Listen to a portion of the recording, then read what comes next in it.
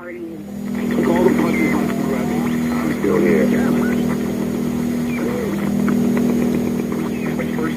The negative impact of population growth is becoming appallingly evident. Heirs to an oil fortune join the divestment drive. In a highly symbolic gesture, the Rockefeller family will sell off its assets linked to fossil fuel companies. A slump in global oil prices has Saudi Arabia rethinking its near total dependence on oil revenue.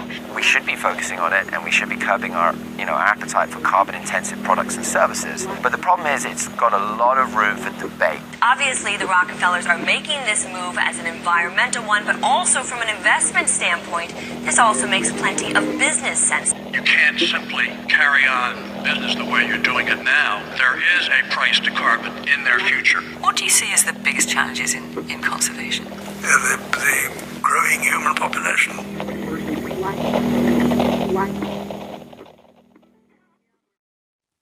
At the dawn of the 20th century, a new international order was emerging, one founded on oil.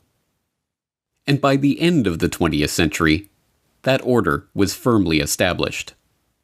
Heating, transportation, industrial power, plastic manufacturing, pharmaceuticals. There is no facet of modern life that is not, one way or another, dependent on oil. But the rulers of this oligarchy, the Rockefellers at Standard Oil, the British royals at BP, the Dutch royals and the Rothschilds at Royal Dutch Shell, were not content with mere financial domination.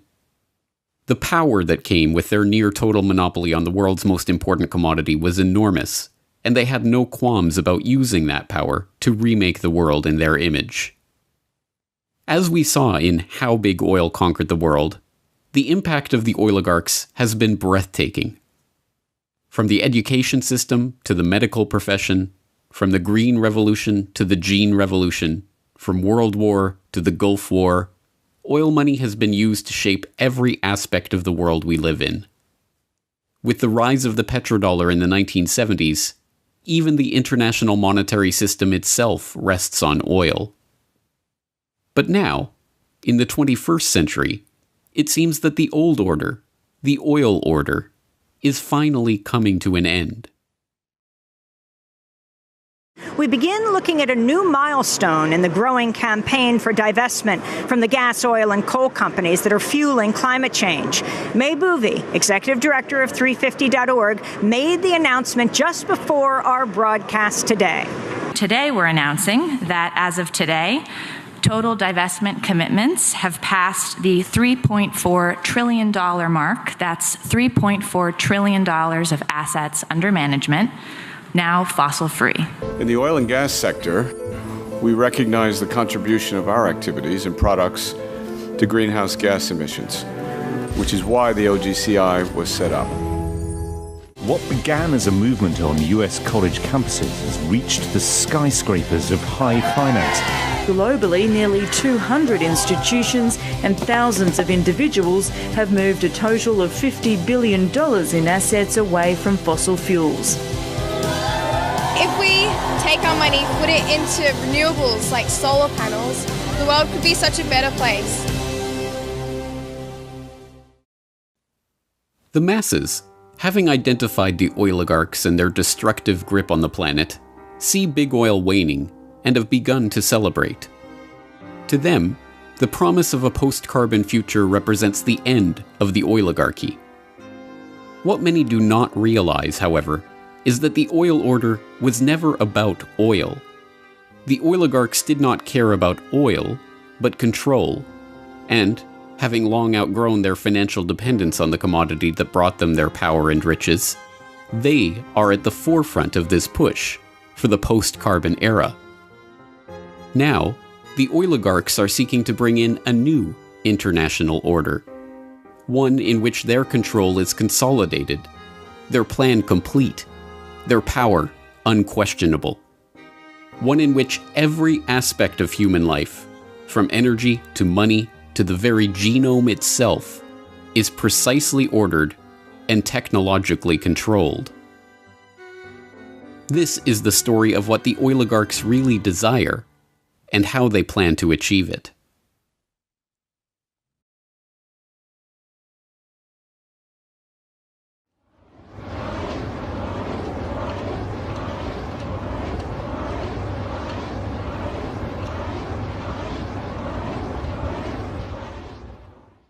Dhaka, 1963.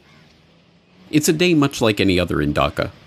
The streets are crowded, dirty, squalid, smelly, and absolutely swarming with people. Lying in the streets, coiled in the gutters. Into that swarm of people steps a most unlikely figure. Wearing his drip-dry suit and hugging his briefcase, he sticks out from the crowd. Surveying the scene, he shakes his head ever so slightly before remarking, half to himself and half to his traveling companion, "Well, that's the problem, isn't it?" It's a scene that has played itself out many times. A Western tourist overwhelmed by the bustling crowds of the Indian subcontinent. But this was no mere tourist passing time on his holiday. This was John D. Rockefeller III, grandson of oil baron John D. Rockefeller. And, armed with the unimaginable wealth, power, and influence that his family name bestowed on him, he was on a mission to do something about the problem of overpopulation. Rockefeller approached that mission as a representative of the Population Council, a group that he himself had founded in 1952 to address the problem in Dhaka and elsewhere. On its surface, the Population Council was a straightforward organization with a straightforward task: to support medical and scientific research into the question of the growing human population. But the dark history of the council and its guiding philosophy reveal Rockefeller's true interest in this problem and its ultimate solution. John D. Rockefeller III, or JDR3 as he was known to the constellation of researchers, businessmen, politicians, diplomats, and royals in the orbit of the Rockefeller family, had decided early on how to make proper use of the formidable money and power at his disposal, by controlling the population of the planet. In 1934, the then 28-year-old JDR3 had written a letter to his father, John D. Rockefeller Jr., about the Rockefeller Foundation's research into birth control and related questions, declaring, "I have come pretty definitely to the conclusion that it is the field in which I will be interested, for the present at least, to concentrate my own giving." JDR3 was nothing if not a man of his word. After commissioning a Rockefeller Foundation fact-finding mission to Asia to report on the threat of the growing Third World population, he organized a conference of the top medical and demographic researchers of the era to discuss, as the very title of the meeting termed it, population problems. From that meeting emerged the idea for an organization, the Population Council, to guide the development of the burgeoning field of population and fertility research. JDR3 personally donated $1.35 million of his own money to found the council and provide its initial operating expenses. Like his father and grandfather before him, Rockefeller had learned to use philanthropy and largesse as a mask for his true intention: control. But that mask slipped when he penned a draft of the council's charter revealing the organization's true purpose. The council, according to JDR3, would promote research and apply existing knowledge to help develop such changes in the attitudes, habits, and environmental pressures affecting the life of human beings, so that within every social and economic grouping, parents who were above the average in intelligence, quality of personality, and affection will tend to have larger than average families. Thomas Perrin, the former Surgeon General of the United States and council co-founder, warned against including such a blunted mission in the council's mission statement. Such questions arise as the following, he warned. Who is to determine the parents who are above average in affection? Also, who would decide the persons having better than average personality? Frankly, the implications of this, while I know they were intended to have a eugenic implication, could readily be misunderstood as a Nazi master race philosophy. I have, therefore, recast this paragraph. The line was dropped from the final version of the charter. In truth, however, that sentence had not been written by JDR3 himself. Instead, it had been copied word for word from the back cover of Eugenical News, the central publication of the American eugenics movement. This was no mere accident. Frederick Osborne, one of the co-founders of the council and its first president after Rockefeller stepped down in 1957, was also the president of the American Eugenics Society. When the Population Council was founded, both Osborne and the American Eugenics Society he directed formally moved their operations into the council's New York office, with the Eugenics Society now taking its funding directly from Rockefeller's Population Council grant. The Population Council was the Eugenics Society under another name. Eugenics. This was the guiding vision of JDR3 and the Rockefeller family's philanthropy. A vision that cast the Rockefellers and their fellow oligarchs as superior families, fit by very virtue of their wealth and success to guide the course of world events. The power to determine who was fit to breed and who was too poor to pass on their genes. Eugenics is basically a movement among the elite to eradicate what they deem the inferior classes, and that's the inferior social classes, racial classes, ethnic classes, more or less everyone who isn't up to their standards. And after eradicating those classes, what they aim to do is genetically engineer themselves to such a high level that the remaining population that they permit to exist beneath them will never have the power to overthrow them, essentially, the end of history.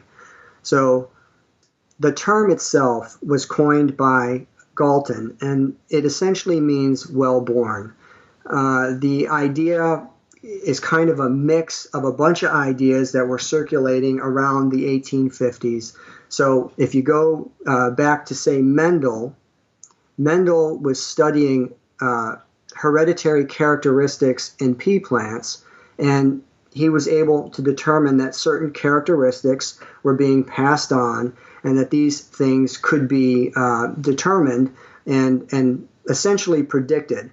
And also at the same time, now you have Spencer, who's talking about the survival of the fittest, with the same kind of idea, the same thread running through there, that there are genetic characteristics that exist that would make one species, one plant or animal more fit than another and more capable of surviving. Also, of course, you had Darwin's work at the time, Origin of Species, and kind of maps this process by which material is passed along and evolution results through this process. So Galton is essentially taking all of these ideas, and he was kind of known for observing and identifying patterns.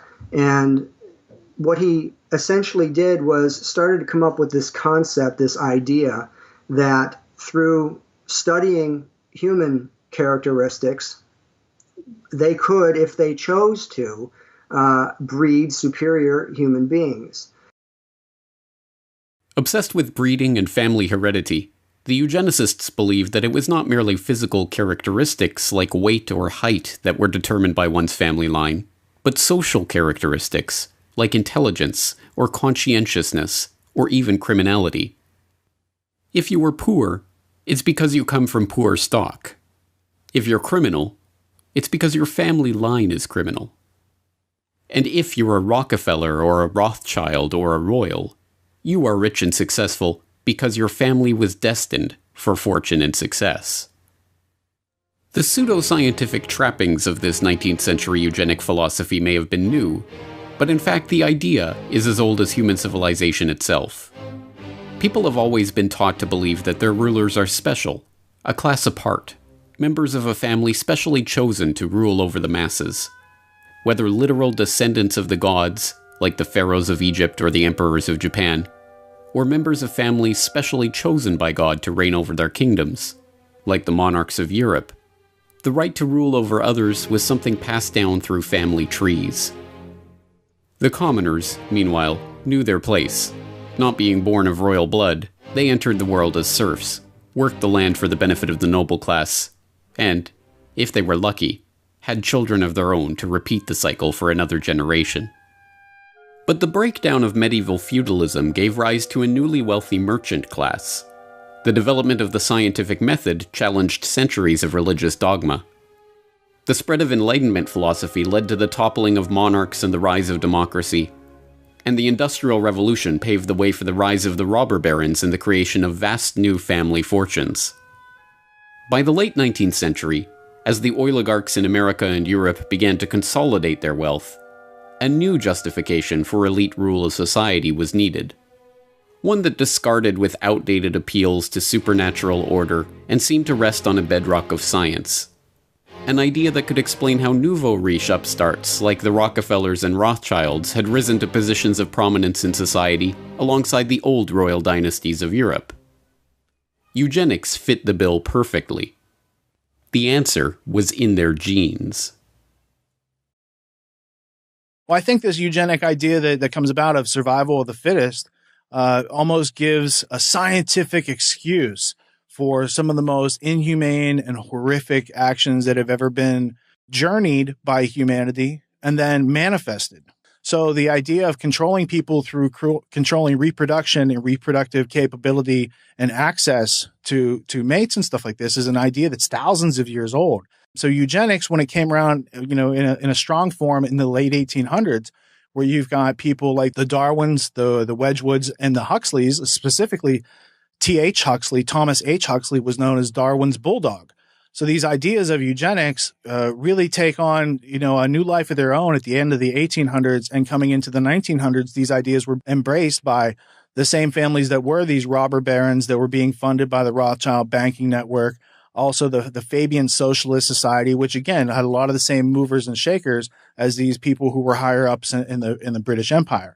So when it reared its head in the 1920s and 30s and these forced sterilization campaigns, whereas, if they felt that you had a low IQ or that you had some congenital disease that would be passed on, that you didn't have the right to marry and have children.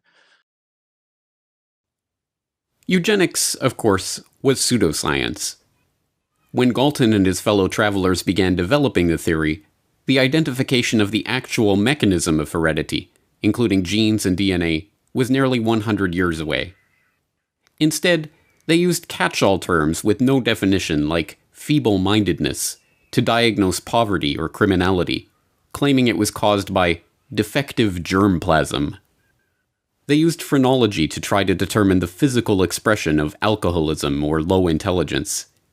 Even the most famous works of the eugenics era, like Henry Goddard's study of the Kallikak family, were roundly discredited and even repudiated by their authors.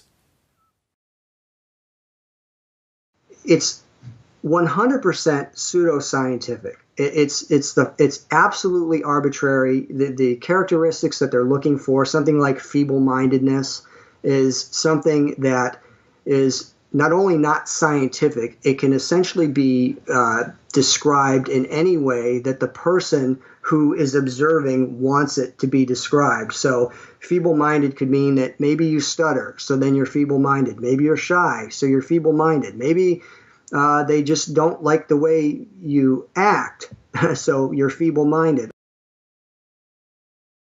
But the idea was an infectious one. Like all the most enticing pseudoscience, it explained so much with so little effort.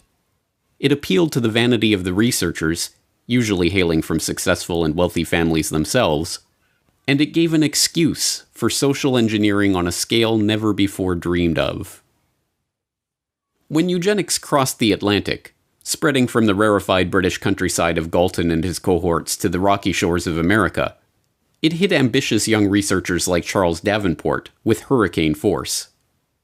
A Harvard-trained zoologist who had grown up in a strict, puritanical family of New England Congregationalists, Davenport's authoritarian father was obsessed with genealogy, tracing the family tree all the way back to his Anglo-Saxon forebears in 1086. When the younger Davenport discovered Galton's writing while working in a biological laboratory on Long Island, he found his purpose in life. As he later told the American Breeders Association, which became an important ally in his eugenicist cause, society must protect itself. As it claims the right to deprive the murderer of his life, so also it may annihilate the hideous serpent of hopelessly vicious protoplasm. With the proselytizing fervor of a religious convert, Davenport concocted an ambitious idea for furthering the eugenic cause: the creation of a eugenics record office to register the genetic background of every single man, woman, and child in America, and eventually the world, so that every person could be categorized by their family line and assigned a genetic rating. Once completed, those with the lowest eugenic value could be eliminated from the gene pool. So the idea of eugenics makes its way to America, lands in the lap of Charles Davenport, who approaches the Carnegie Institute for funding. And on the Cold Spring Harbor Laboratory, they set up this, essentially an institute to study eugenics. And this eventually evolves with some Harriman money into the Eugenics Records Office. So between this initial institute that's set up at Cold Spring Harbor and then the Eugenics Record Office, which is also added to that, you're talking about millions and millions and millions of dollars of funding that's put forward to go out and investigate and find the inferior germplasm. Basically, that's how it's often described. The Rockefeller Foundation's initial contribution to the Eugenics Record Office, a mere $21,650, was a small sum, but it came with clear benefits. Not only the institutional infrastructure and the personnel of the foundation and the prestige of the Rockefeller name itself, but the promise of increased support as the work advanced. And as always, the Rockefellers were true to their word. Rockefeller Foundation researchers like William Welch, the founding director of the Rockefeller Institute for Medical Research, sat on the ERO's board and helped direct its activities. The Rockefellers also provided funds for specific research, like a $10,000 grant to survey New York's Nassau County for the eugenically unfit. And it created sister organizations like the Bureau of Social Hygiene, which cross-pollinated research and researchers with Davenport's own laboratory. John D. Rockefeller Jr. especially showed an interest in Davenport's work right from the start. They kept up a regular correspondence on a number of eugenics issues. In January 1912, when a plan to institutionalize mentally deficient female convicts to stop them from having children was floated, the young Rockefeller heir wrote to Davenport for his thoughts on the scheme. For his part, Jr. declared that, "This plan seems to me an immensely important one. It points out a scientific way of escape from the evils which our courts are intended to correct, but in reality only increase." After Davenport responded that the plan would only work if it included a eugenical screening of the convicts, Jr. contributed $200,000 to found just such an institute. The Institute of Criminology in New York was administered by Rockefeller's own Bureau of Social Hygiene and staffed by workers trained at the Eugenics Record Office. Fueled by the support of America's rich and powerful, the field of eugenics transformed from the quaint hobby horse of a few mad scientists into the social cause of an entire generation. Economists, politicians, authors, activists. By the 1920s, everyone who was anyone was extolling the need to eradicate the germplasm of the lower stock. Marie Stopes, the celebrated family planning pioneer who founded Britain's first birth control clinic in North London in 1921, railed against hordes of defectives, calling for the compulsory sterilization of those she deemed unfit for parenthood. Tommy Douglas, now venerated as a hero in Canada for his role in founding the nation's healthcare system, submitted a master's thesis to McMaster University advocating that subnormals, defectives, and morons, like those with low IQ or physical abnormalities, be isolated on a state farm or in a colony where decisions could be made for them by a competent supervisor, and called on the government to certify mental and physical fitness to stop the unfit from breeding. John Maynard Keynes, the economist who gave us the Keynesian economic school that is still popular among central planners today, was himself president of the British Eugenics Society from 1937 to 1944. Alexander Graham Bell is still revered as the inventor of the telephone, but was in fact an early supporter of Charles Davenport and a founding member of the Eugenic Records Office Board of Scientific Directors. He openly campaigned for the eradication of the deaf race by governments intervening to stop deaf people from marrying. Nobel Prize-winning playwright and author George Bernard Shaw advocated for the creation of a government panel that would require everyone to justify their existence before it. If they failed to do so, Shaw thought those people should be killed by the state. Eventually, with foundation funding and promotion, this eugenicist mindset filtered down into the popular culture. The American Eugenics Society sponsored fitter family contests at state fairs, awarding prizes to families scoring the highest on eugenic health tests. The society also sponsored contests to award prizes to clergy who fit the message of eugenics into their sermons. Eugenics even found its way to the silver screen. Well, we thought it necessary to present your family's case to the State Medical Commission. And after an examination, they decided there was but one important action to take: to have your entire family sterilized. Why, what's that? I don't know what you're talking about. Well, we investigated your family's history, Alice. And those of the past 3 generations have been feeble-minded, congenital cripples, or habitual drunkards. Instead of improving, each generation is more of a problem. Now, in this state, we have a law which provides for such people to have an operation so there won't be any more children. I see. But merely popularizing their ideas was not the goal of the eugenicists. They wanted action. And in this case, that meant concrete steps towards eliminating the defective germplasm from the human population. Government-sanctioned murder of those deemed unfit was always one option on the table. And it wasn't just playwrights like Bernard Shaw advocating for government death panels. Eugenicists of all stripes discussed and debated the idea of murdering degenerates as the quickest way of achieving their goals. Mistaken regard for what are believed to be divine laws and a sentimental belief in the sanctity of human life tend to prevent both the elimination of defective infants and the sterilization of such adults as are themselves of no value to the community. The laws of nature require the obliteration of the unfit, and human life is valuable only when it is of use to the community or race. Madison Grant, Director of the American Eugenics Society, 1915.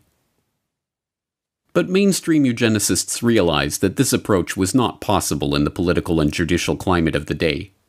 As Henry Goddard noted in his infamous study on the Kallikak family, "For the low-grade idiot, the loathsome unfortunate that may be seen in our institutions, some have proposed the lethal chamber, but humanity is steadily tending away from the possibility of that method, and there is no probability that it will ever be practiced. Instead, they would have to turn to the other option, the more politically acceptable solution for stopping the undesirables from breeding: forced sterilization." Indiana passed America's first eugenic sterilization law in 1907, and with only a few years, there were a dozen states where those deemed unfit were being legally sterilized against their will. But still, this was not enough for the eugenicists. The approach was too scattershot. Only a few thousand sterilizations had taken place under these laws, and Indiana's own Forced Sterilization Act was overturned by the state Supreme Court in 1921. Once again, Harry Laughlin, Davenport's right-hand man at the Rockefeller-funded Eugenics Record Office, stepped in to solve the problem. He drafted a model eugenic sterilization law in 1922 that became the basis for Virginia's 1924 Sterilization Act. To confront the issues head-on, the eugenicists decided to challenge the law's constitutionality themselves and take the lawsuit all the way to the Supreme Court. All they needed was the right test case to bring to trial. And they found that case in Carrie Buck, an 18-year-old ward of the Virginia State Colony for Epileptics and the Feeble-Minded, who was neither epileptic nor feeble-minded. But start back in the 1920s with Carrie Buck. So she's a young woman who is growing up in Charlottesville, Virginia, being raised by a single mother. Back then, there was a belief that it was better often to take poor children away from their parents and put them in middle-class homes. So she was put in a foster family that treated her very badly. She wasn't allowed to call the parents mother and father. She did a lot of housekeeping for them and was rented out to the neighbors. And then one summer, she was raped by the nephew of her foster mother. She becomes pregnant out of wedlock, and rather than help her with this pregnancy, they decide to get her declared epileptic and feeble-minded, though she was neither, and she shipped off to the Colony for Epileptics and Feeble-Minded outside of Lynchburg, Virginia.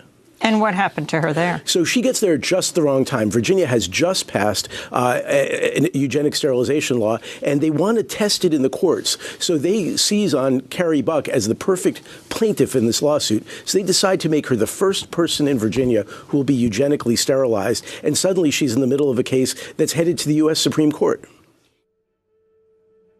The case was a sham, concocted merely to get the Supreme Court stamp of approval on the issue of forced sterilization. Buck's independent counsel was in fact Irving Whitehead, one of the founding directors of the colony that was pushing to sterilize her, and the man who appointed the director that was pushing for her sterilization. Buck herself was not feeble-minded, nor was her mother, nor was her daughter, Vivian Buck, who Carrie bore as a result of being raped and who was declared feeble-minded as a baby because, as a social worker testified during the trial, there was a look about it that is not quite normal. But just what it is, I can't tell. None of these facts mattered to the Supreme Court. Presided over by former President and Chief Justice William Howard Taft, the court voted 8-1 in favor of upholding Buck's forced sterilization and the constitutionality of the Virginia eugenics sterilization law itself. Writing the decision was one of the most famous and venerated justices in the history of the court, Oliver Wendell Holmes Jr., himself a eugenicist from the so-called Boston Brahmin sect of the hereditary East Coast establishment. In his decision, Holmes justified the forced sterilization of those like Buck by calling on the government's right to vaccinate the citizens against their will.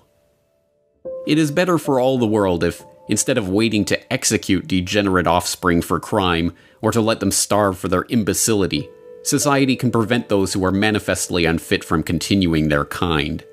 The principle that sustains compulsory vaccination is broad enough to cover cutting the fallopian tubes, he declared before infamously concluding, 3 generations of imbeciles are enough.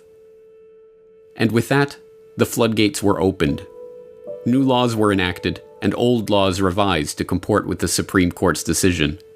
Forcible sterilizations, taking place in a covert and low-key manner before, were now reported with pride.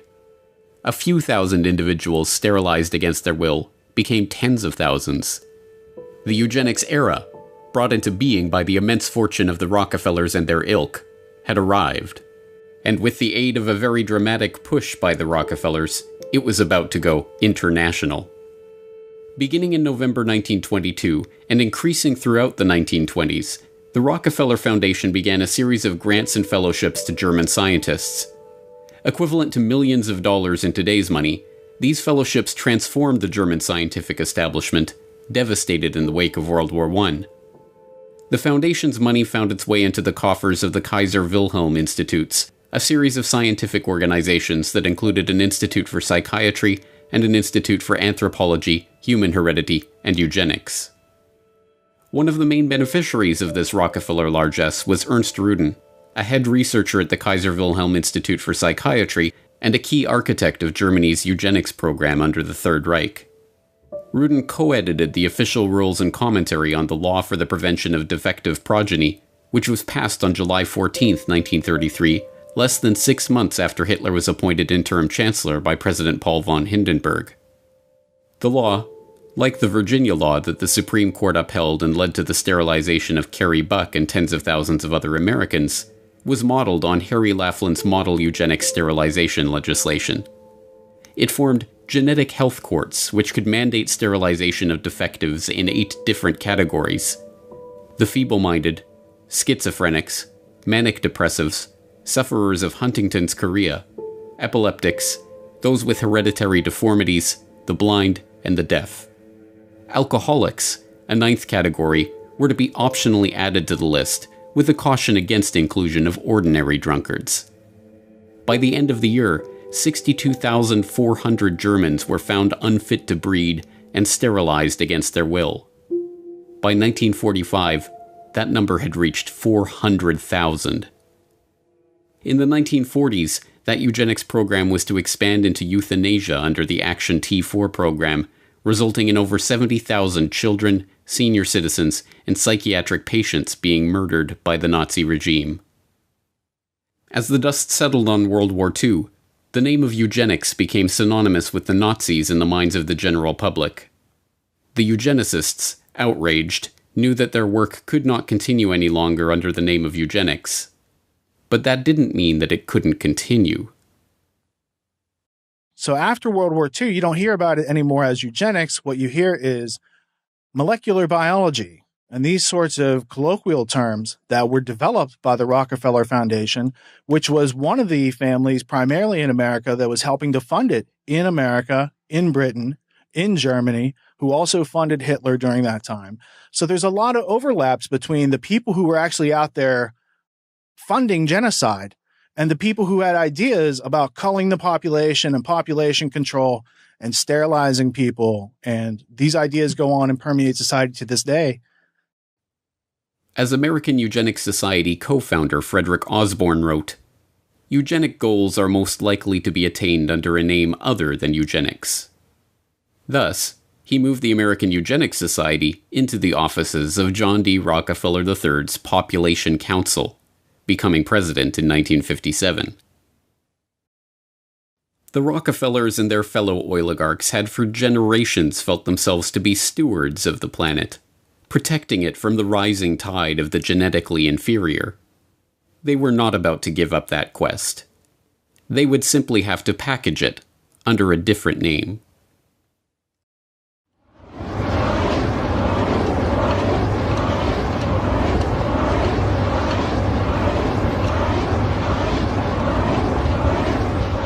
With all the evidence that we've amassed in our preparations for the Stockholm Conference, including the views of many of the world's leading scientists, I am convinced that the prophets of doom have got to be taken seriously. In other words, doomsday is a possibility. I'm equally convinced that doomsday is not inevitable.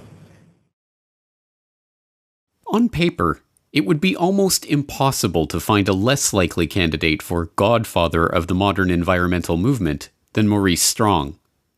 A junior high school dropout from a poor family in rural Manitoba struck hard by the Great Depression, Strong's meteoric rise to the heights of wealth and political influence is itself remarkable.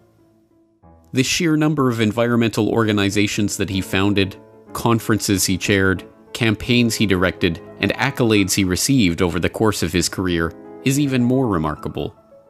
Organizer of the Stockholm Environmental Conference, founding director of the United Nations Environment Program, Secretary General of the Rio Earth Summit, founder of the Earth Council and the Earth Charter Movement, chair of the World Resources Institute, commissioner of the World Commission on Environment and Development, and board member of a bewildering array of organizations, from the International Institute for Sustainable Development to the Stockholm Environment Institute to the African American Institute. But perhaps the most remarkable thing about Strong, this ubiquitous figure of the 20th century environmental movement, was his background. A Rockefeller-connected millionaire from the Alberta oil patch who divided his time between environmental campaigning and running major oil companies. To understand how this came about, we have to examine the history of the emergence of the environmental movement. In the post-war period, the desire to control the population put on a new mask, protecting the world from resource depletion, pollution, and ecological catastrophe. And, as always, the Rockefeller family was there to provide the funding and organizational support to steer this burgeoning movement toward their own ends. President Nixon and the United States Congress established the Commission on Population Growth and the American Future. The chairman of this unique commission is John D. Rockefeller III. It was a very broad-ranging mandate. Nobody's had one of this character before. And just from that, this question of quality of life just emerged as the seemingly key issue. But the main finding was that stabilization of some kind is clearly desirable for the country. Yes, we said that it is recognized that population cannot continue to grow indefinitely. Nobody questions that. And we said from our findings, we felt that now the nation should welcome and plan for a stabilized population. Well, the whole question of pollution, environment, and population came very much to the fore in amazingly rapid time. And President Nixon, in July 1969, made a statement to the Congress exclusively on this question. And I'd like to read just 2 sentences from that statement, as I think it's indicative of his concern in regard to the subject and his recognition of its importance here and around the world. He said, "One of the most serious challenges to human destiny in the last third of this century will be the growth of the population. Whether man's response to this challenge will be a cause for pride or for despair in the year 2000 will depend very much on what we do today." Joining the Rockefellers in shaping the international environmental movement were their fellow oligarchs across the Atlantic, including the British royals behind BP and the Dutch royals behind Royal Dutch Shell. And facilitating the transition from eugenics to population control to environmentalism was Julian Huxley, brother of Brave New World author Aldous Huxley and grandson of Darwin's bulldog T.H. Huxley. Julian Huxley was a committed eugenicist, chairing the British Eugenics Society from 1959 to 1962. But, like the other eugenicists of the post-war era, he understood the need to pursue the now discredited work of eugenics under a different guise. The founding director of the United Nations Educational, Scientific and Cultural Organization, UNESCO, Huxley wrote in the agency's founding document about the need to find ways to make the cause of eugenics politically viable once again. At the moment, it is probable that the indirect effect of civilization is dysgenic instead of eugenic. And in any case, it seems likely that the dead weight of genetic stupidity, physical weakness, mental instability, and disease proneness, which already exist in the human species, will prove too great a burden for real progress to be achieved. Thus, even though it is quite true that any radical eugenic policy will be for many years politically and psychologically impossible, it will be important for UNESCO to see that the eugenic problem is examined with the greatest care, and that the public mind is informed of the issues at stake, so that much that now is unthinkable may at least become thinkable. Huxley found the perfect front for the reintroduction of these unthinkable eugenical ideas in 1948, when he used UNESCO as a springboard for founding the International Union for the Conservation of Nature, and then again in 1961, when he used that agency as a springboard to create the World Wildlife Fund. Joining Huxley as co-founders of the fund were not only Prince Bernhard of the Netherlands, founder of the Bilderberg Group and former employee of the IG Farben conglomerate, and Prince Philip of England, but Godfrey A. Rockefeller of the Rockefeller dynasty. Together, they pledged to harness public opinion and educate the world about the necessity for conservation. Years of education about the strain that the growing human population put on the resources of the Earth, paid for by the very oligarchs who had just spent the past century monopolizing one of the world's key resources, led, inevitably, to a predictable conclusion. Now, for the first time in the history of man, an international movement is underway. The people of the nations and the nations of the world have joined together to find the answers. This building and the world's representatives hold the solution. We have seen what we've done to bring about the destruction of our Earth. Is it not the time now to cure the disease that we ourselves have created? Yes, the cure for the disease of mankind, according to Rockefeller-funded propaganda featuring John D. Rockefeller III as an expert commentator, was to be found at the United Nations, whose headquarters had been so graciously donated by the Rockefeller family itself. And the first step toward discovering that cure was to organize the UN Conference on the Human Environment in Stockholm in 1972, the world's first international environmental conference. For 11 days in June 1972, Stockholm was a magnet for everyone concerned with the environment. 1,200 official delegates from 113 nations were in Stockholm for the first international conference on the human environment. The meeting, first proposed to the United Nations by Sweden and approved by the General Assembly in 1968, attracted worldwide attention. In 4 short years, the topic of the human environment had gone from the back pages of newspapers to make headlines on page 1. And who better to oversee the conference and lay the institutional groundwork for this burgeoning, oligarch-supported movement than a consummate oil man.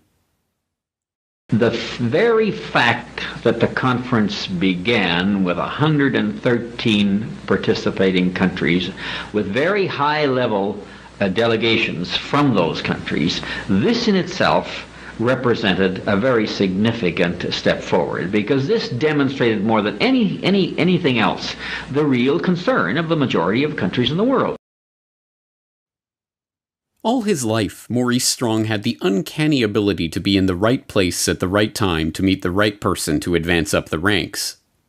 Having been born in Oak Lake, Manitoba in 1929, and suffering through the Great Depression, the ambitious young Strong dropped out of school at age 14 and headed north to look for work.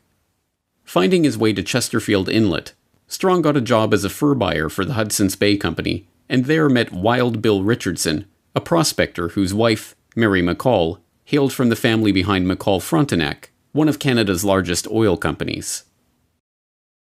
So Mr. Strong sort of enters the big world through a guy by the name of Wild Bill Richardson, who was a sort of prospector, married into an oil family called McCall, whose company was called McCall Frontenac. It was a major importer of oil from the Middle East, had been taken over long since by the Texaco Company through a brokerage house called Nesbitt Thompson. So, in a way, Mr. Strong was introduced to the world of big oil and the world of resources at a very young age, was picked up as a very smart kid, taken under the wing of a man named Paul Martin Sr., who was a cabinet minister and whose son would go on to become the Prime Minister of Canada.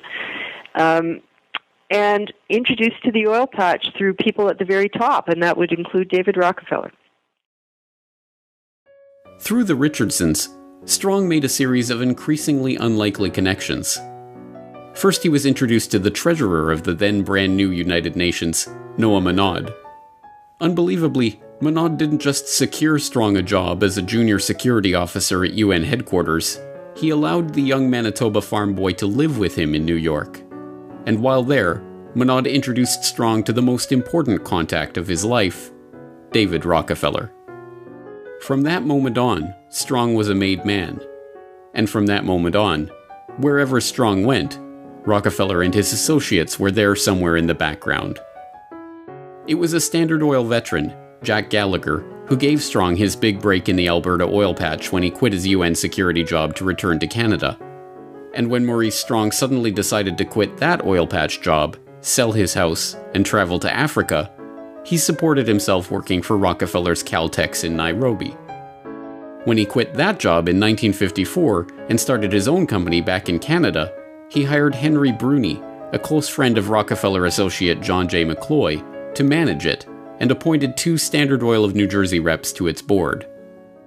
By his late 20s, he was running his own company, and was already a millionaire. As he would throughout his life, Maurice Strong capitalized on these connections and opportunities to full effect. After being chosen to organize the UN Environmental Conference in Stockholm, he was appointed a trustee of the Rockefeller Foundation, which then funded his office for the Stockholm Summit and supplied Carnegie Fellow Barbara Ward and Rockefeller ecologist René Dubos for his team. Strong commissioned them to write Only One Earth, a foundational text in the sustainable development arena that is heavily touted by globalists as a key document for promoting the global management of resources. The 1972 Stockholm Summit is still hailed as a landmark moment in the history of the modern environmental movement, leading not only to the first governmentally administered environmental action plans in Europe, but the creation of an entirely new UN bureaucracy, the United Nations Environment Programme, UNEP. Naturally, the UN appointed Maurice Strong as UNEP's first director. Shortly thereafter, Strong continued his double life by jumping straight back into the oil patch. Eastern Canada was hit particularly hard by the OPEC oil embargo, and as a result, then Prime Minister Pierre Trudeau created Petro-Canada, Canada's national oil company. And who did he tap as the company's first president?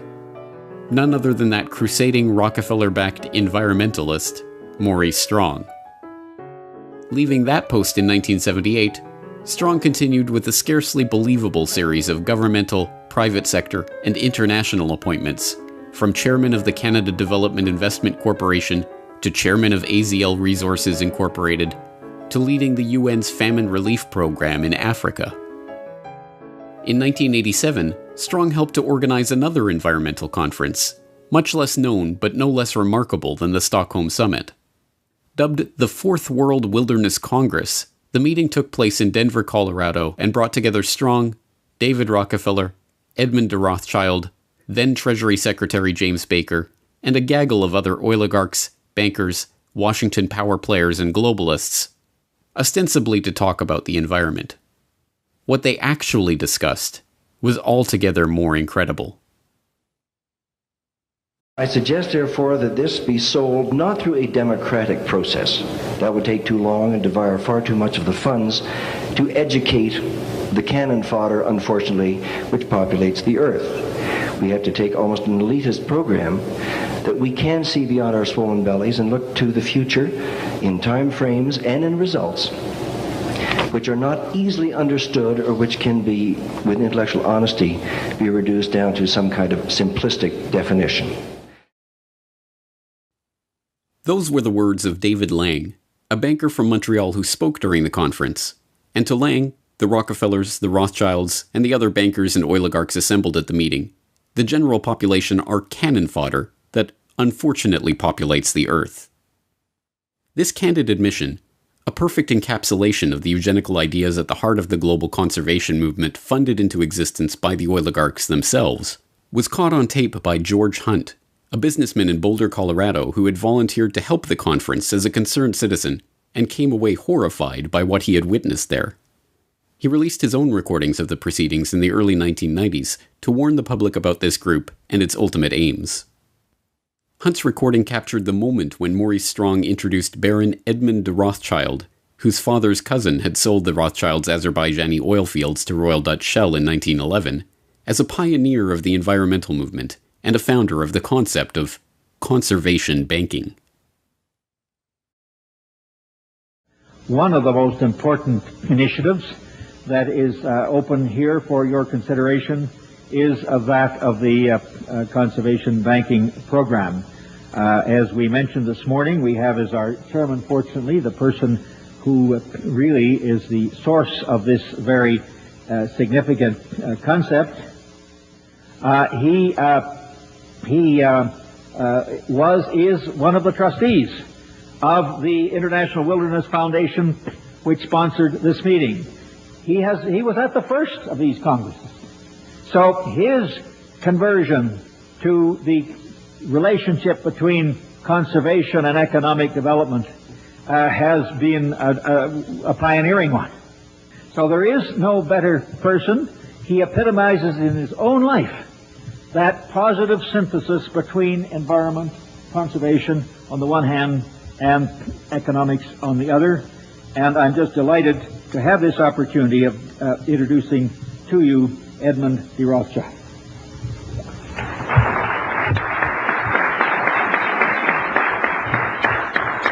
Maurice, thank you very much indeed for all that you've said, and I would ask the audience to take with a slight grain of salt all that he has said about me. The meeting accomplished some important goals for the oligarchs. It led to the creation of wilderness areas, vast expanses of natural terrain from which the public could be largely excluded. These areas were to be designated and overseen by the IUCN, the same body that British Eugenics Society President Julian Huxley used as a springboard to creating the World Wildlife Fund. Another important goal of the conference was Rothschild's proposal for the creation of a so-called World Conservation Bank that would operate at a supranational level and coordinate finance for development projects around the world. The meetings now of the new concept of an international conservation banking program involves all sectors of the human community, governmental and intergovernmental agencies, the public and private agencies, large charitable foundations, as well as ordinary individuals worldwide. By thinking forward as to how to reach out to the public at large, to every corporate entity throughout the world, to put aside hopefully tax-free, a part of their profits to fund our ecological and environmental protection. Ladies and gentlemen, every country has its own problems, its indigenous peoples and its wildlife. This International Conservation Bank must know no frontiers, no boundaries. This World Conservation Bank was forwarded and eventually realized at Maurice Strong's next major conference, the one which was to serve as the crowning achievement of his unlikely career as environmental crusader, and which still remains one of the touchstones of the environmental movement, the 1992 Earth Summit in Rio de Janeiro. In June 1992, the world met in Rio to discuss the fate of planet Earth. In this largest summit and very first Earth Summit ever held, representatives from 166 countries, 130 heads of state, and 15,000 non-governmental organizations came together with the hopes of deciding specific agreements that would balance environmental preservation with economic needs. And my gratitude to Secretary General Maurice Strong for his tireless work in bringing this Earth Summit together. This is truly an historic gathering. There are those who say that economic growth and environmental protection cannot be compatible. The world is our garden, and together we must cultivate it. This week at Rio, we have made a start. Beyond Rio, we must continue to carry it through. We cannot be complacent unless the agreements reached here are accompanied by real commitments to significant change. Change, of course, indeed, for the human species. In my view, Your Excellencies, we simply are headed for a moment in the 21st century where the condition of our species may become terminal. As useful as the Fourth World Wilderness Congress had been in advancing the agenda of Maurice Strong and the oiligarchs, that was only setting the stage for the Earth Summit in Rio. At the Earth Summit, Edmund de Rothschild got his World Conservation Bank.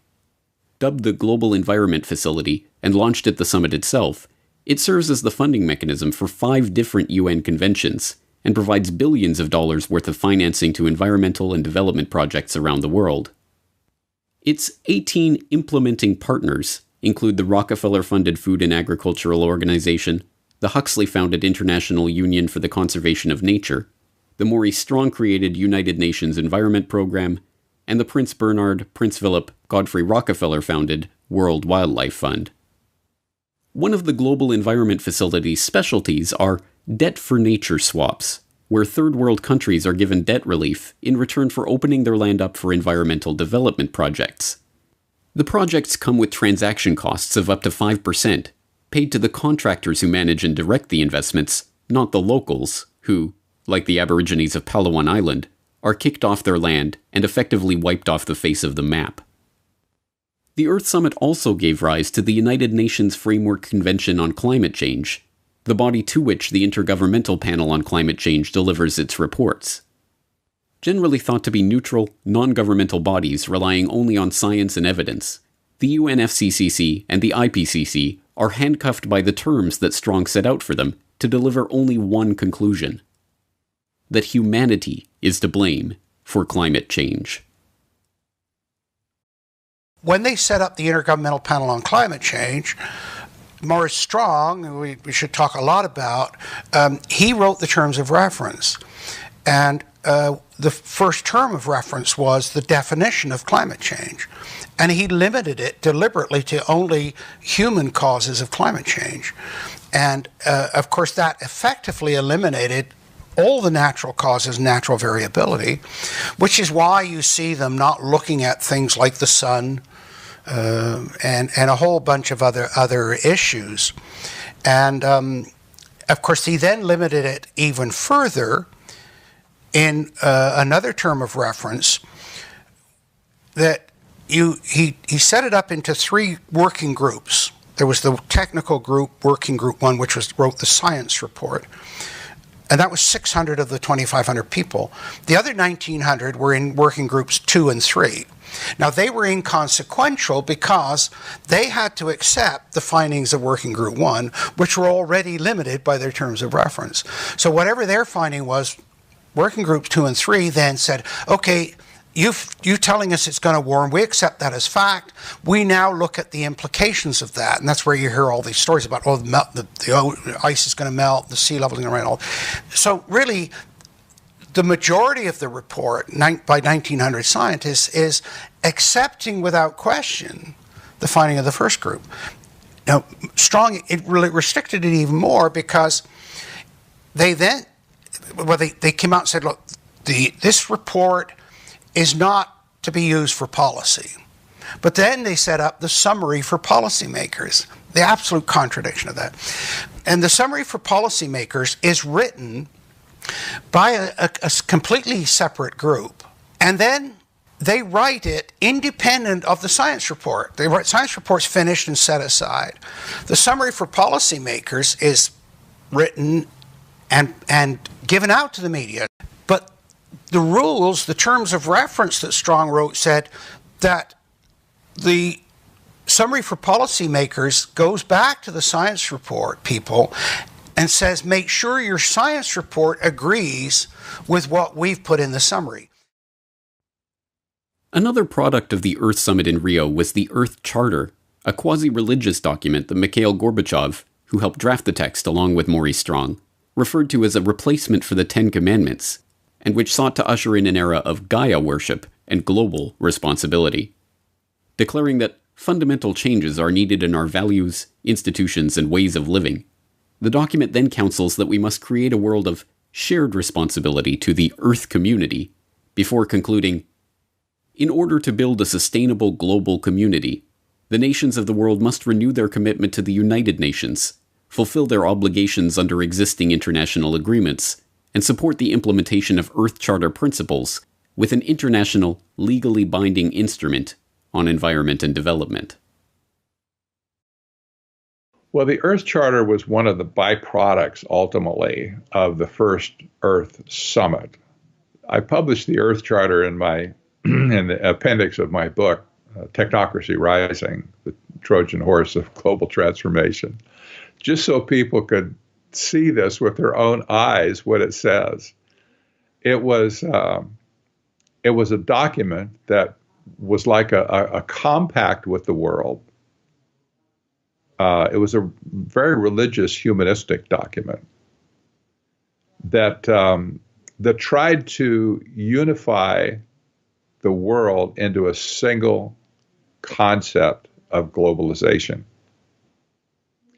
And it was a very defined document that was signed off. The history goes back before that, but it was finally signed off by I don't know how many, just almost all the nations at the United Nations. And the primary author of the Earth Charter was Stephen Rockefeller. And so the Rockefellers understood early on that, no, it's not just the economic system, and it's not just necessarily the political control system. We also have to factor in a religious belief that we can use to get people to believe what we're doing is for their good.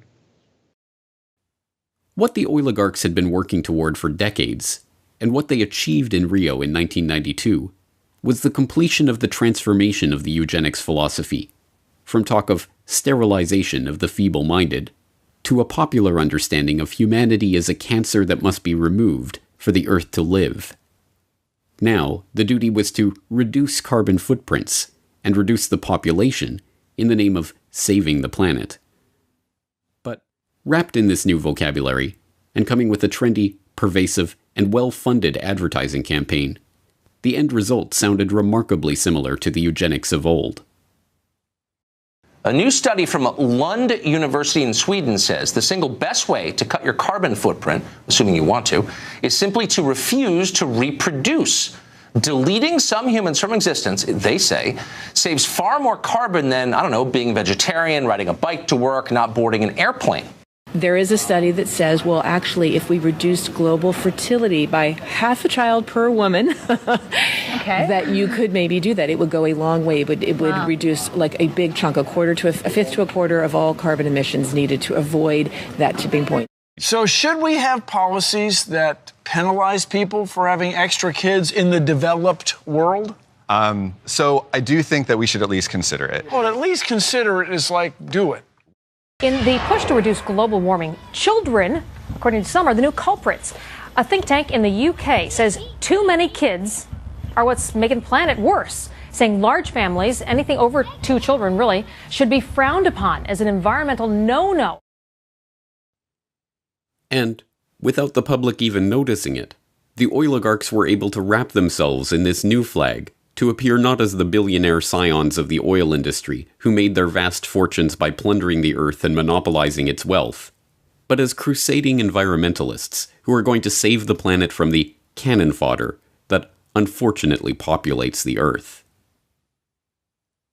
The negative impact of population growth on all of our planetary ecosystems is becoming appallingly evident. So we have been members of the IPCC. We have authored many of their papers. We have peer-reviewed all their papers. So we have been engaged in the understanding and the evolution of our understanding of climate change for decades. At Saudi Aramco, we strive to continually reduce the environmental impact of our operations, from oil well to consumer, and our support for the Oil and Gas Climate Initiative that strives to be a catalyst for practical action on climate change through collaboration on technology and best practices. We have a common reason. We care about environment. We think that together we can do better. We have the competencies, we have the strength, we have the tools to do good things in this field. Technology that will be developed through this investment fund of $1 billion will help us in the long term to reduce emissions. We want to build an ecosystem of innovation on this issue, working together. Putting our forces together, we can bring pragmatic and concrete solutions. And even today, the masses, outraged over the carnage that big oil has wrought, are content to have that outrage directed by the very oligarchs they seek to oppose. The same oligarchs who are quietly funding and supporting their environmental movement from behind the scenes, and even leading it from the front. The Rockefeller family made headlines by divesting from oil completely in 2016. The Rockefellers, heir to an oil fortune that made the family name a symbol of American wealth, believe they're doing their namesake proud by getting out of oil. Fund director Stephen Hines spoke reverently of oil tycoon John D. Rockefeller in a statement. "We are quite convinced that if he were alive today as an astute businessman looking out to the future, he would be moving out of fossil fuels and investing in clean, renewable energy." David Rothschild is one of the photogenic leading lights of the environmental movement. Dubbed Plastic Jesus for his publicity stunts and photo opportunities masquerading as a concerned environmentalist, David Rothschild, a scion of the billionaire banking family that added to its fortune with its Azerbaijani oil field holdings and still invests in oil through ventures like Genie Energy, now spends his time lecturing the public about how their lifestyles are killing the polar bears. We have to start spending money, fast on the solutions that we have in hand to try and help these countries which are already seeing the effects of climate change today and seeing the effects of our consumption, basically. Prince Charles is outspoken on the subject of global warming, warning his loyal subjects that unless they tighten their belts and live more humble lives, they will bring about the end of the world. Ladies and gentlemen, the battle against climate change is surely the most defining and pivotal challenge of our times. We cannot ignore the symptoms and should act now to restore the health of the planet before it is too late. This, of course, will require an unprecedented transformation of our communities, societies, and lifestyles, all predicated on the move to a low-carbon and circular economy. The groundwork has been laid for what these oligarchs call the post-carbon era. It is no longer about oil. It never was. It is about control.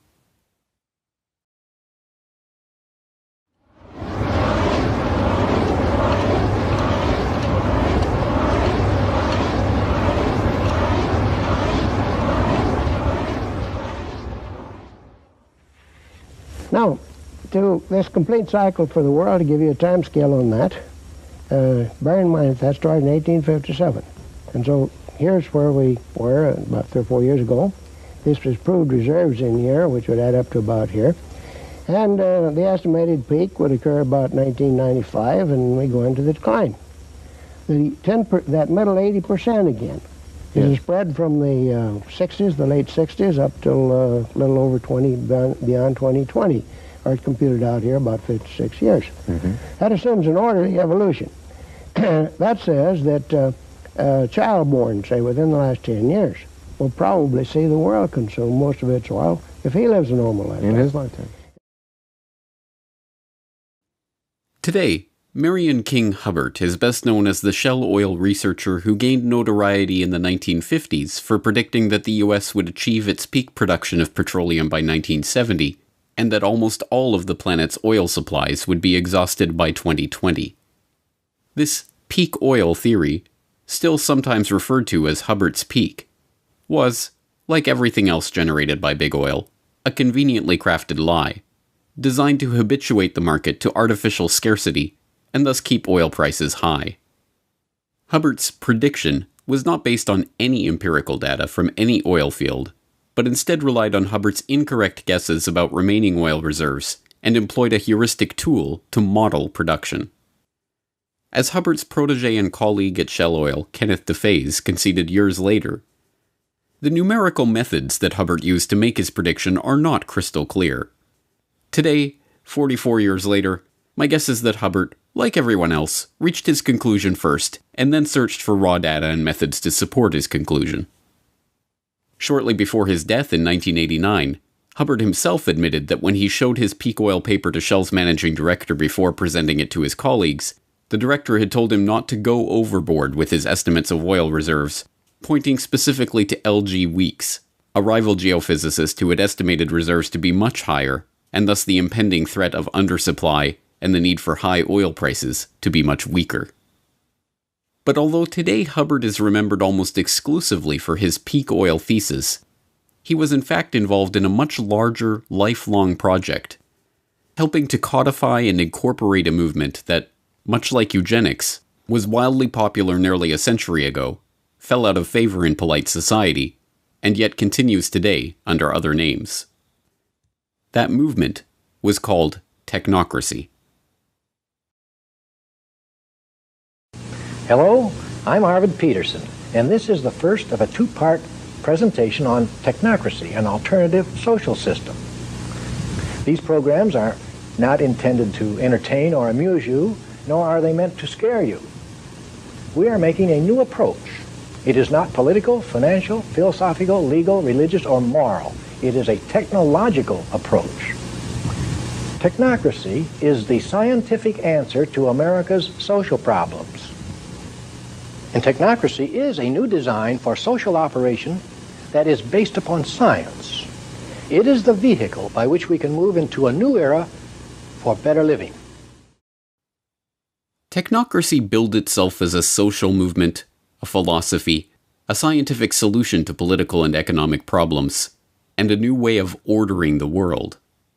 But at base, it is an idea for a new international economic order, one to be designed and managed down to the most minute detail by a select few, the technocrats. Technocracy was defined very succinctly in 1938 by their own publication, the Technocrat magazine. And they call it a system of scientific engineering of, society. They saw themselves as a merger between hard science and social science, which really is an oxymoron. Social science is not really a science, in my opinion. But they really believed that. So they believed that they could take their scientific method that they used in the hard sciences and apply it to society. They also believed that they alone were the only ones that could run society correctly as a result of technology having come in and changed the fabric of society. They hated politicians. They hated the establishment, the organization of society the way it was, because it was not efficient. It was not, conservation-based, if you will, to conserve resources. And so they just kind of took it upon themselves to define an economic model that would replace capitalism and free enterprise. And that's exactly what it was, replacement economic system. Drawing on Henry Saint-Simon's call for a scientifically organized socialist system, the positivism and secular humanism of Auguste Comte, and the principles of scientific management propounded by Frederick Taylor, the technocratic movement emerged from the same environment of progressivism, positivism, and social Darwinism that birthed eugenics. Just as the eugenicists believed the human race could be improved through selective breeding controlled and administered by a small group of scientists and their billionaire backers, so too did the technocrats believe that they could improve the social and economic conditions of humanity by controlling and administering society. And, happily enough for the oligarchs, the technocrats would improve the world by replacing money with energy certificates. Led by the eccentric revolutionary economist and sociologist Thorstein Veblen, the technocratic movement that formed around Veblen's New School for Social Research and Technical Alliance attracted both engineers and serious researchers like King Hubbard and Buckminster Fuller, and fellow eccentrics like Howard Scott. Scott, a mysterious man of uncertain background, established himself in New York City at the end of World War I and came to be seen as a bohemian engineer.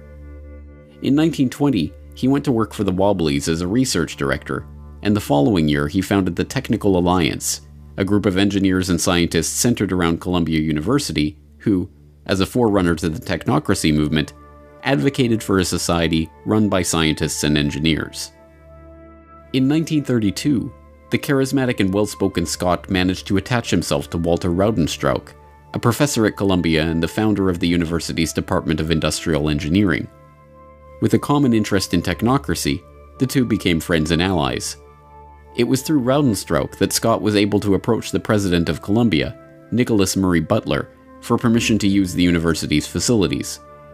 Butler, always on the lookout for the cutting edge of progressivism, was swayed by the technocratic ideas, and soon Scott's Committee on Technocracy was operating out of the basement of Hamilton Hall. When Butler let word slip about the next big idea being cooked up in the basement of his university, technocracy became a sensation. It was lauded in the press. Scott became a sought-after speaker, and there was even a dance named after the movement. It was at Columbia that Scott met King Hubbard, and the two, an unlikely pair of serious-minded researcher and eccentric revolutionary, immediately hit it off. Their stint together at Columbia was about to come to an abrupt end, but their association would last for decades and help give birth to ideas that would eventually transform the world. Technocracy really got recognized when it was at Columbia. We'll talk in a minute. They didn't last there very long because, as it turned out, one of the promoters of technocracy, Howard Scott, turned out to be a fraud. He was kind of the main spokesman for the movement, and he pumped up his resume like so many people do today, unfortunately. He pumped it up and basically just lied about his past, his educational past. And they all assumed he had a degree in some advanced engineering, whatever, and he knew all the buzzwords. But some sharp reporter did some investigative research on him and said, I can't find where this guy graduated anywhere. And when Columbia found out that the guy was a fraud, they realized Butler's ego got involved and says, man, these people have played me. And so he kicked them all out. Just kaboom, drop kicked him right out of it. He said, get out of my building. And they all left and scattered. And the technocrats that were left at Columbia, there were several of them that were professors at Columbia at the time, they just zipped their lips, shut up, went back to work, figured out, I want to keep my job. I'm just going to, not ever mention technocracy again. It didn't mean they stopped believing, but they didn't talk about it for a very, very long time at Columbia. Disgraced, evicted from Columbia, and with the Committee on Technocracy disbanded almost as quickly as it had come together, Scott found himself at a personal low. Penniless and with an old debt having caught up to him, he had only one person he could rely on: M. King Hubbard. Hubbard let Scott live in his Greenwich Village apartment and paid out of his own pocket to file the Articles of Incorporation for Technocracy, Inc., a new membership organization that would carry on the principles of technocracy. The first step, of course, was to define precisely what those principles were. Hubbard got to work penning the Technocracy Study Course, the Bible of the technocracy movement. In it, Hubbard laid out the vision of an abundance of physical wealth on a continental scale for the use of all continental citizens, which, he warned, can only be accomplished by a continental technological control, a governance of function, a technate.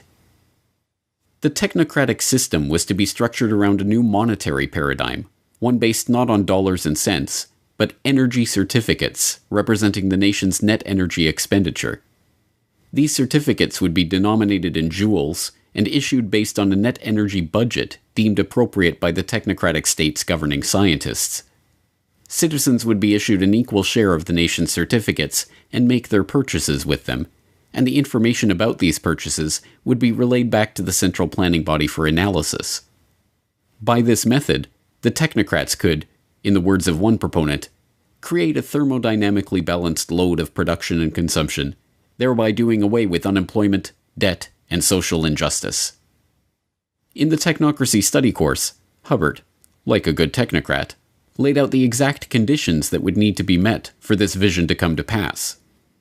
According to him, technocracy would require all energy usage and all consumer spending throughout the nation to be calculated and registered on a continuous and instantaneous basis, a 24/7 inventory of all production and consumption, a complete registry of all products available for sale, where they were produced, how much energy was expended in their production, and where and when they were sold, and finally, a specific registration of the consumption of each individual, plus a record and description of the individual.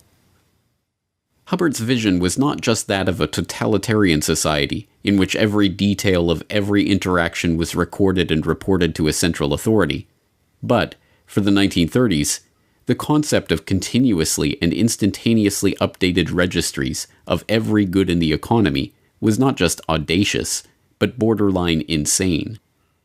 Nevertheless, suffering through the Great Depression, the American people were willing to listen to any ideas to replace the current system that had so obviously failed them, no matter how outlandish. Technocracy Inc. did attract a following, swelling into the tens of thousands later in the decade. But Scott's eccentric ways, compelling members to salute him in public and delivering rambling radio addresses, ultimately led to the movement's long, slow decline in relevance. Hubbard never repudiated the concept of technocracy, but when he joined Shell as a researcher, he resigned his position on the board of Technocracy Inc. and avoided direct mention of the organization. The technocrats had sketched the outlines of a completely ordered and controlled society, one in which energy is the fundamental measure of value and all consumption and production is meticulously analyzed by a central authority. Technocracy Inc. still exists to this day, but the language and thinking of the technocrats has, like eugenics, undergone a metamorphosis. And, also like eugenics, the name may have faded into obscurity, but the idea lives on in the hands of the oligarchs. Would you live in a greener lifestyle if you could make money from it? That may be possible if a government proposal for personal carbon emissions allowances is implemented under the scheme. Everyone in the UK would be allocated an annual carbon allowance. Stored electronically, rather like a supermarket loyalty card, points would be deducted every time we buy or use non-renewable energy. For example, using electricity to power appliances in the home. Or travelling somewhere by plane. Or even buying petrol for your car on the forecourt. Now, any points left over could then be sold back to a central bank. Are you still with us? And people who need more, like motorists who had used their allocations, could then pay for a top-up. Carbon rationing, carbon trading, carbon taxes, cap and trade.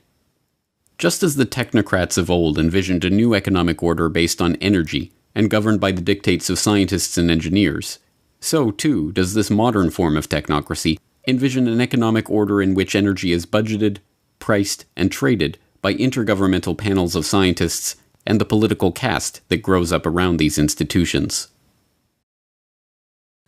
The Environmental Protection Agency is not a frivolous agency.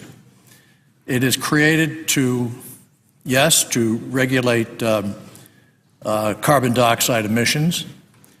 And I have been saying to the West Virginia Coal Association, which for the most part doesn't believe in climate science. They don't believe there's a climate problem. And I have been saying to them for a number of years that that's wrong. In my judgment, the science is true. The science is unequivocally true. And that there is a price to carbon in their future. I said this a couple of months ago. There's a price to carbon in their future. But I believe that the cap and trade approach is the essential first step, partly because it is the only basis upon which we can envision a truly global agreement, because it's very difficult to imagine a harmonized global tax. A carbon tax or any other way of putting a carbon price is actually, from an economic point of view, the most effective and efficient way to do this. Okay, you can regulate and you can do, all kinds of things, but nothing is as strong a market signal to the private sector as a carbon price, whether that be a carbon tax or whether it be a cap and trade, which is what California is doing, or any of the other measures that ultimately give you a carbon price. But that is the simplest, cleanest, most powerful signal. So if that's possible, I'm with you. These measures are sold to the public as a way of penalizing the big oil interests that have spent the last century monopolizing the world's key resources and plundering the earth in the pursuit of profit. What they do not understand, because it has been deliberately obscured, is that it is these very interests that have been instrumental in creating these schemes in the first place. It's my understanding that back in 1997, when you were vice president, Enron's CEO, Ken Lay, was involved in discussions with you at the White House about helping develop this type of policy, this trading scheme. And is that accurate? Is it inaccurate? It's been reported. I don't know, but I met with Ken Lay, as lots of people did, before anybody knew that he was a crook. Right, and clearly you can see why so many of us are concerned about this type of cap-and-trade energy tax that would be literally turning over this country's energy economy. I didn't know him well enough to call him Kenny Boy. Well, but you knew him well enough to help devise this trading scheme. In the early 1990s, Enron, the disgraced Texas-based energy trading company that turned out to be a complete fraud, spearheaded the EPA's $20 billion cap-and-trade program for sulfur dioxide, promptly becoming the largest trader in that market. As a follow-up, the company, led by Ken Lay, began lobbying the Clinton administration, and particularly Vice President Al Gore, to create a similar market for carbon dioxide, making lavish contributions to environmental groups like the Nature Conservancy, whose climate change project argued for restrictions on carbon emissions. Enron then hired Christopher Horner, a former staffer on Senator Joe Lieberman's Environment Committee, to lobby for an international treaty that would restrict emissions and allow for trading in emission rights. They were joined in this quest by Goldman Sachs, the infamous Wall Street investment bank known today for the revolving door between the firm and the U.S. Treasury, who helped establish the Chicago Climate Exchange as the first North American emissions trading platform. In 2004, Al Gore, who has spent the last 2 decades lobbying for the creation of a carbon trading market, founded Generation Investment Management, an investment management partnership that sells carbon offsets, with David Blood, the CEO of Goldman Sachs Asset Management, who stepped down from his position with Goldman to go into business with Gore. By the end of the decade, Gore was already being hailed as a candidate to become the world's first carbon billionaire. Gore himself is an oligarch. His father, Al Gore Sr., was a close friend of Armand Hammer, the oil tycoon behind Occidental Petroleum. After losing a Senate race in 1970, Gore's father went to work for Hammer at Occidental for $500,000 a year. Over the course of his career, Gore Sr. accumulated hundreds of thousands of dollars worth of Occidental stock, which fell into the hands of the executor of his estate at the time of his death, none other than his son, Al Gore. The Occidental connection does not end there. Discovering zinc ore on their Tennessee estate, Hammer bought the Gore's land and sold it back to them with a claim on the mining rights, complete with a $20,000 annual payment, which also went to Gore after his father's death. In 2013, Gore earned $100 million from the Qatari government on the sale of his current TV venture, and then was surprised when reporters were more interested in discussing his oil money than his new book on the global warming cause. But Gore's story is only an example of a larger phenomenon. In 2006, the United States Climate Action Partnership was formed to create a call for action to cut down on carbon emissions. It drafted the blueprint for legislative action, which became the basis for the American Clean Energy and Security Act, seeking to create an emissions trading regime modeled on the European Union emission trading scheme. And the members of the U.S. Climate Action Partnership? A who's who of the oiligarchy, including BP, ConocoPhillips, and General Motors. Carbon taxes and carbon trading have proven to be a hard sell for an increasingly wary public, but with the Paris Agreement of 2015, the world saw the biggest step yet towards this technocratic future of energy control and carbon rationing. No surprise, then, that the summit itself was sponsored by and prominently supported by Big Oil. What's your position, and what message would you send to the president? Well, we have been clear in our support of the climate agreement in Paris. We were part of the Oil and Gas Climate Initiative, which is 10 of the big companies in the world who are working towards projects and technologies that are needed. I think we all want to know how the formula will work, but I think the concept of Paris needs to stay in everybody's mind on the issues of we've got to transition the world to a lower carbon forms of energy. I have no doubt it will happen. Yes, I think that what happened in Paris is very, very important. And Mr. Ban Ki-moon underlined that yesterday, that is important not only for the planet, not only for us citizens, not only for our children, it is important for the business. But using energy as the new metric of value for the post-carbon economy is just one element of the neo-technocratic vision. When Hubbert wrote his technocracy study course, he made it clear that technocracy could not come to fruition without 24/7 surveillance of all energy usage and a continuous stream of data about all goods being produced by and consumed by society. But whereas in the 1930s such a system must have seemed like a delusional flight of fancy, today it is already being implemented. By now, you may have heard the term Internet of Things. Sounds interesting, but what does the Internet of Things actually mean? IoT is an evolution of mobile, home, and embedded applications that are being connected to the Internet, integrating greater compute capabilities and using data analytics to extract meaningful information. Billions of devices will be connected to the Internet, and soon, hundreds of billions of devices.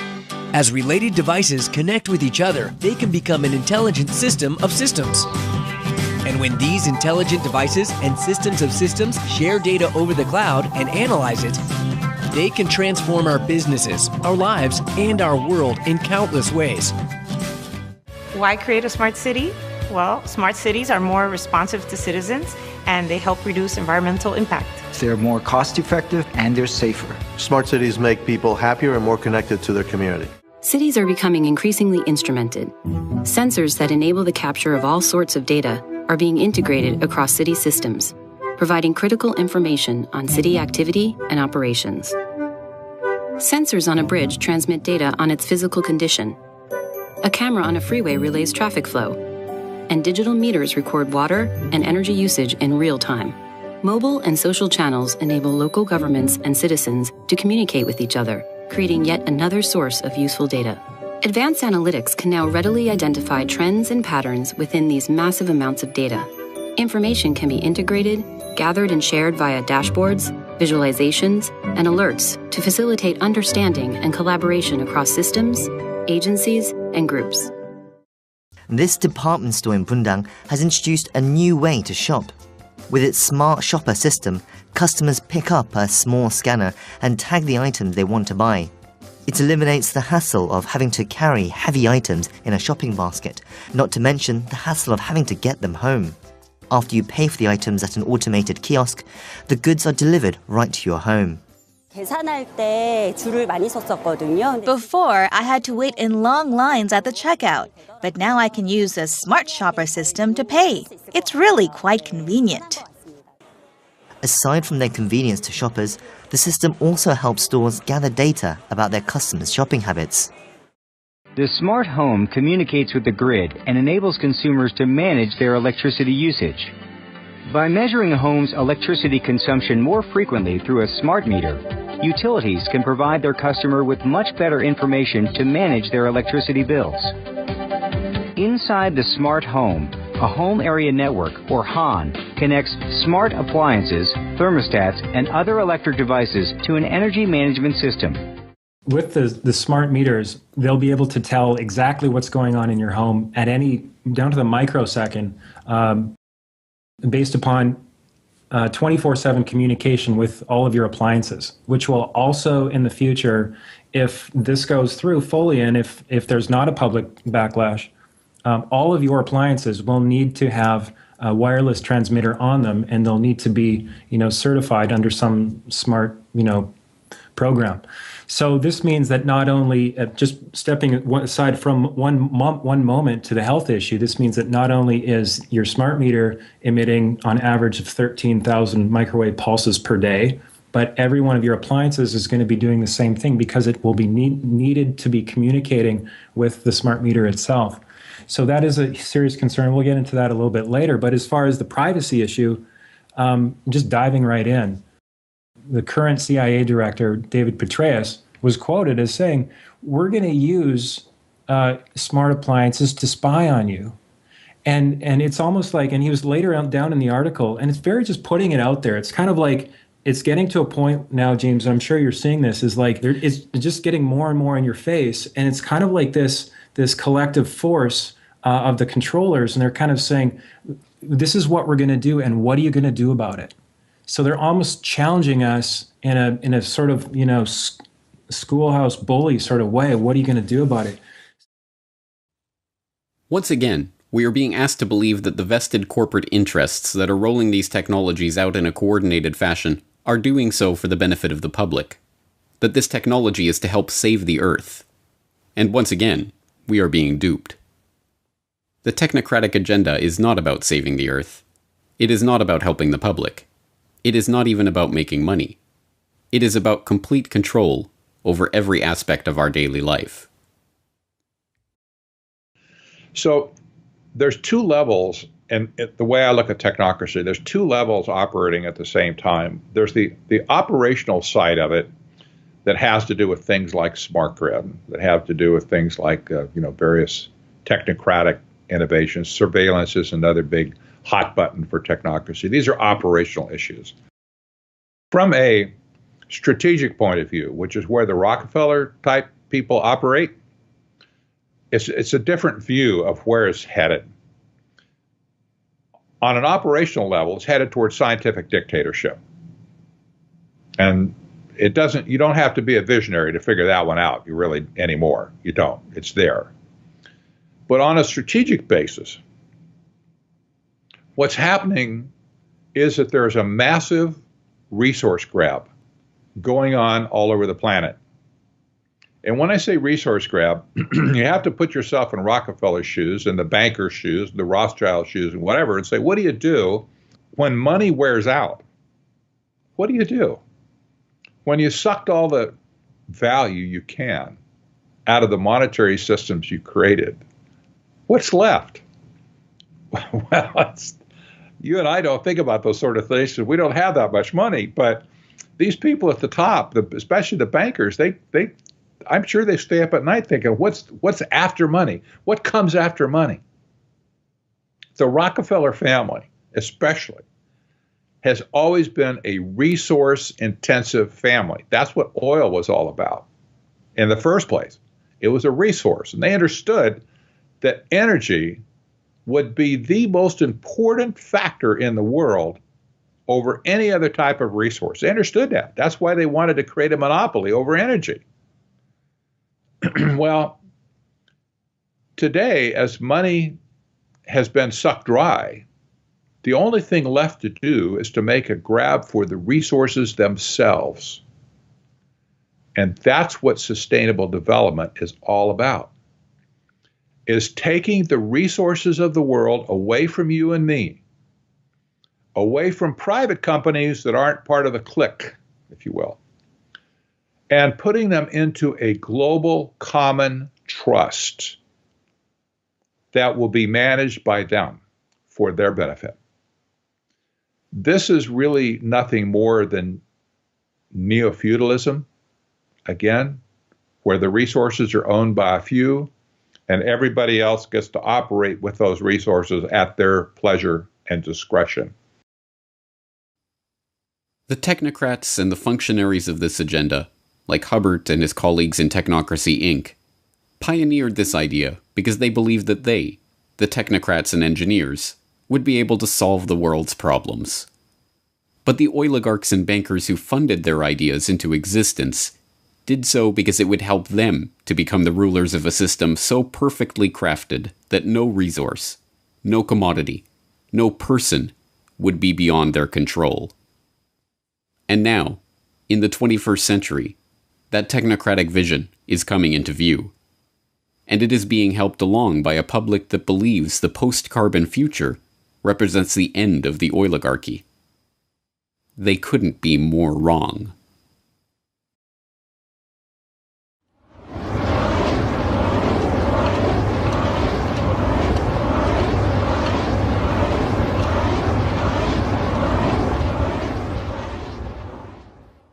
Oil.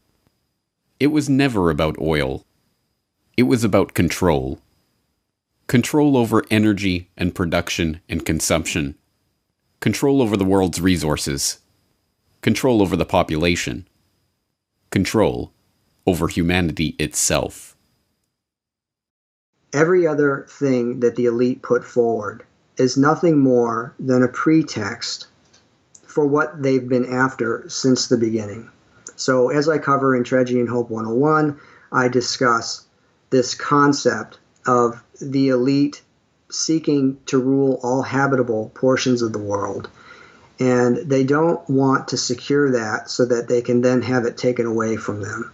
So they come up with pretexts that they can sell both to the public but also to the administrative class that justifies what it is that they're trying to do. They need to. So whether it's global warming hysteria, or whether it's technocracy, or whether it's Agenda 2030, or whether it's eugenics, there's a common thread that runs through all of this. And that common thread is the desire to consolidate and exercise coercive power. In the case of eugenics, it's the desire to consolidate and exercise the ultimate power, which is the power over who ultimately is going to live or die, who will be permitted to exist in the gene pool from here forward. The picture is bleak, and made all that much bleaker by the fact that so many have been duped into believing that the oligarchs' ultimate agenda, an agenda of technocratic control, micromanagement of our daily lives, and, ultimately, the elimination of the cannon fodder from the gene pool, is in fact in their own best interest. The oligarchs, shielded behind their smokescreen of sustainable development and post-carbon economy, are closer than ever before to achieving their true goal of total control. But if the people perish from lack of knowledge of this agenda, then understanding is the first step toward the solution. It's hard to fight an enemy that you don't recognize or can't see. That's the biggest problem in the world today, in my opinion, is that people have no visibility whatsoever of this issue. They've covered their tracks so well that nobody can see them. How can you fight an enemy that you don't know? I think the famous Chinese general Sun Tzu brought that up hundreds of years ago. You can't fight an enemy that you don't know. first we have to recognize who the enemy is. Well, big oil conquered the world because monopolization of all resources on the planet is the goal. And to get to that goal, you have to monopolize the energy aspects of people around the planet, but you also have to control the food, the actual energy for the human beings whose energy you want to control. If you control those two aspects, the green revolution and the gene revolution, then you're able to control the entire planet, every resource on it, and basically extinguish freedom for the rest of history. So how big oil conquered the world was already done in the movie. Why big oil conquered the world has to do with the complexities of controlling populations, not for money, because these are the people that print money out of nothing and charge us for it. So really, it's a study of power. So why did they want to do this to the rest of us? Because they could, and because we were tolerant so far and haven't resisted enough to make it stop. So that's where we find ourselves today, becoming informed on the history so that we can actually plot our course in the future to map or chart out a course and actually get to some place that resembles cognitive liberty and physical freedom and justice for all. Big oil, big pharma, genetic engineering, the green revolution, the environmental movement, eugenics, technocracy. Not one person in 1,000 can detail the historical development of these ideas or the people and the agenda that connects them.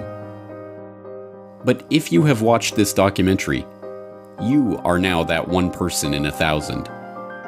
The question is, what are you going to do with this information? As the oligarch's quest for total control comes into view, it's difficult to remember that it all started a century and a half ago with Devil Bill Rockefeller, a 2-bit snake oil salesman always on the run from the last group of marks he managed to con.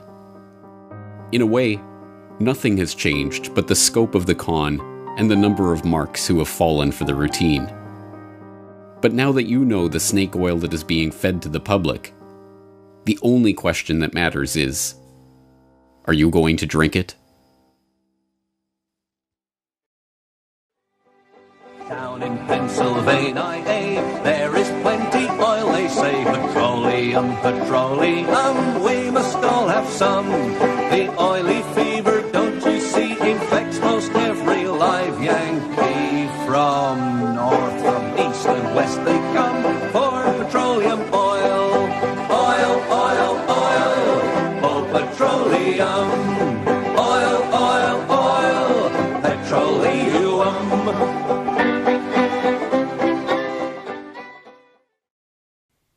Hello, this is James Corbett of CorbettReport.com, the writer, director, narrator, and creator of the documentary you've just been watching, Why Big Oil Conquered the World. And if you have just watched this documentary all the way through, as well as the previous documentary on how Big Oil conquered the world, then, as I say towards the end, you really are now better informed than the vast majority of the public on these issues and on the history of this picture that I'm trying to paint here.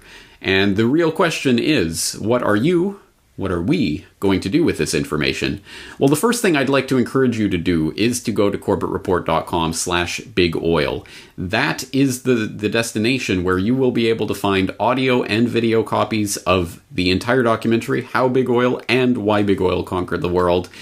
All there for your free download and perusal, and as a handy link that you can share with others if and when you're ready to start sharing this information. But perhaps the most important part of CorbettReport.com/bigoil is the hyperlinked transcript.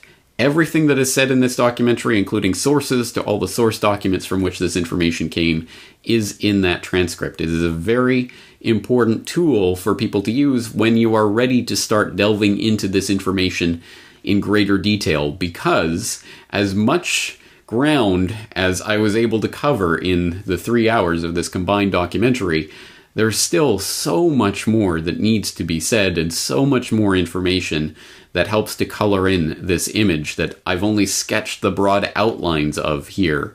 And the transcript, along with the hyperlinks to source documentation, is a good way to start filling in the different pieces of this puzzle.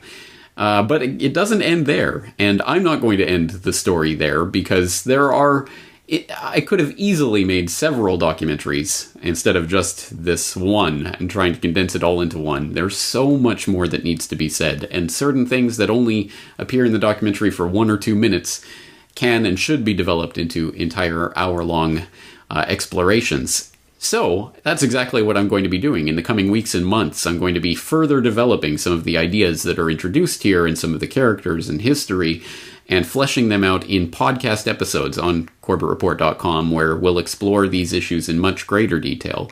So please stay tuned for that. And as I say, once you've started getting into this research and looking at some of the source documents, and you are familiar with this material and you want to share it with others, then CorbettReport.com/bigoil is the place to go and the place to send people to for that exploration. Other ways that you can help with this work, rather than simply spreading the information, which is the first and foremost and most important thing, but also I will be doing interviews on this subject and on this documentary. So if you have a favorite radio program or podcast or whatever it is that you listen to or enjoy, and you'd like to hear me on there being interviewed about this, please do send your suggestions into those various hosts to have me on, and that would be appreciated. The other thing you can do is to get physical hard copies of this, because there are people out there who don't trust anything they see on the internet. But if it's on a physical disc, they'll be more receptive to it. Well, that's fine. And other people just want a physical hard copy of it. Well, you can purchase a physical hard copy of the documentary, both How Big Oil Conquered the World and Why Big Oil Conquered the World. They're available in a 2 DVD set that is now available from CorbettReport.com for $20 US. That includes shipping and handling anywhere in the world. It's 2 discs. It's the 3-hour documentary in complete form here. So that is a valuable resource as well. And I, as always, highly encourage you to make copies of this and hand it out to everyone and anyone, friends and neighbors and coworkers and total strangers and anyone else who you think might be receptive to this information, because this is a huge, huge topic, and no one of us has all the pieces to this puzzle. It is only through all of us coming at this material from our different perspectives and experiences with our different knowledge bases that we'll be able to really construct the big picture of what's happening here. So, as I say, lots more coming on this material in the coming weeks and months to help flesh this out at CorbettReport.com. But in the meantime, please do go to CorbettReport.com/bigoil for all of the information regarding this documentary. I think it's the most important information that we can be talking about right now, and I hope that you'll join me in that conversation at CorbettReport.com/bigoil. Thank you.